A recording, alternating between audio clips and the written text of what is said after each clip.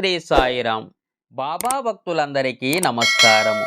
సాయి కుటుంబ సభ్యులందరూ ఎలాంటి బాధలు లేకుండా సంతోషంగా ఆయురారోగ్యాలతో అష్టైశ్వర్యాలతో సుఖంగా జీవించాలని ఆ సాయినాథుణ్ణి కోరుకుంటున్నాను.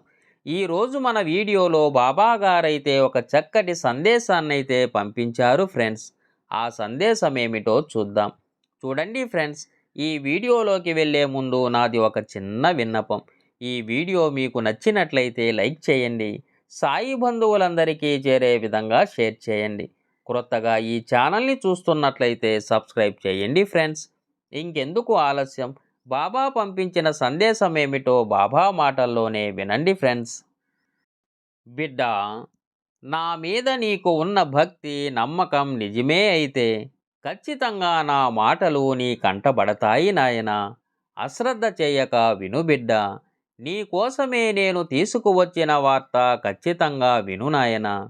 బిడ్డ, నాకు కావలసింది నీ నుండి భక్తి, ప్రేమ, అలాగే నువ్వు అడిగింది నేను నెరవేరుస్తాననే నమ్మకం, అంతే తప్ప నువ్వు నలుగురికి బాహ్యంగా కనిపించే విధంగా ఆడంబరంగా పూజలు ఎలా చేశావు అని కాదు నాయనా. నాకు ముఖ్యం, నీ బిడ్డలు పుట్టినప్పుడే వారికి బంగారు భవిష్యత్తును నేను ముందే రాసిపెట్టి ఉంచాను. నువ్వు ఇక సందేహాన్ని వీడవచ్చు బిడ్డ. వారు వెళ్ళిన ప్రతి చోట కూడా మంచి విజయం సాధిస్తారు. అలాగే వారు వెళ్ళినటువంటి ప్రతి చోట కూడా విజయం సాధించాలని లేదు నాయన. 1-2 చోట్ల అపజయం ఎదురైతేనే వారిలో ఇంకా పట్టుదల పెరుగుతుంది బిడ్డ. అందుకే అలా చేస్తున్నాను. కానీ నువ్వు పొరపాటు పడుతున్నావు నాయన. నీకు వారి మీద ఎంత ప్రేమ ఉందో నాకు కూడా అంతే ప్రేమ వారిపై ఉంది బిడ్డ. ఇక నా మీద నీకు ఎంత ప్రేమ ఉందో నాకు కూడా నీ పైన అంతే ప్రేమ ఉంది బిడ్డ. నా యొక్క బలం వారికి ఎప్పుడూ ఉంటుంది. నీ బిడ్డల భవిష్యత్తును నేను బంగారుమయం చేస్తాను నాయన. నీకు మాట ఇస్తున్నాను, కంగారు పడవద్దు బిడ్డ. ఈ రోజు నుండి వారికి అవసరమైనవి అన్నీ కూడా వారికి అందేలా చేస్తాను. వారికి నా ఆశీస్సులు ఎప్పుడు ఉంటాయని నువ్వు మర్చిపోవద్దు నాయన. నువ్వు అనుకున్నట్లుగానే నీ బిడ్డలు మంచి ఉన్నతమైన స్థితిలో ఉండడం నీవు తప్పకుండా చూస్తావు బిడ్డ. ఆ తర్వాత అంతా అనుకూలంగా జరిగి మంచి సంబంధం కూడా వస్తుంది నాయన.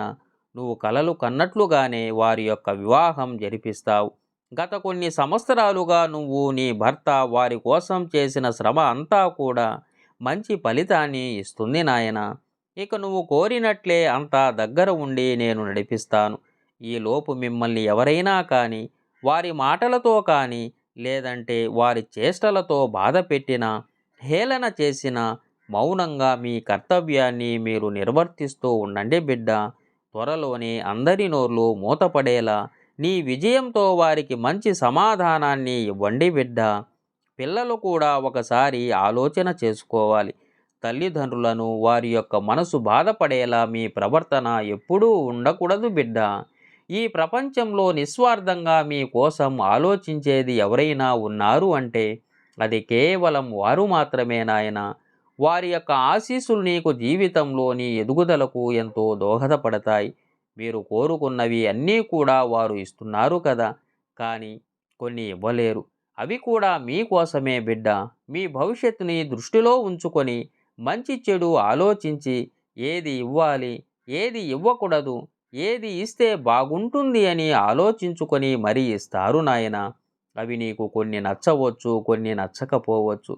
అయినా సరే వారిని, వారి యొక్క పరిస్థితిని, వారు మీకోసం చేసేటువంటి కష్టాన్ని గుర్తించి వారిని సంతోషపెట్టేలా మీ ప్రవర్తన ఉండాలి బిడ్డ. అది కేవలం మీపైనే ఆధారపడి ఉంటుంది. మీ విలాసవంతమైన జీవితాలను పక్కన పెట్టండి. అవి కేవలం అశాశ్వతాలే నాయన. కొద్దిపాటి సంతోషాలను మీకు అప్పటికప్పుడు అవి ఇచ్చినా కూడా తర్వాత జీవితంలోనే కోలుకోలేని దెబ్బను కూడా అవే ఇస్తాయి. కాబట్టి మంచి చెడు తెలుసుకొని శాశ్వతమైన దానికోసం సమయాన్ని కేటాయించండి బిడ్డ. మంచి భవిష్యత్తును భగవంతుడు ఇవ్వడంలో ఎప్పుడూ ముందే ఉంటాడు. అసలు నిజం చెప్పాలి అంటే అందరికీ మంచి భవిష్యత్తునే ఇస్తాడు నాయన.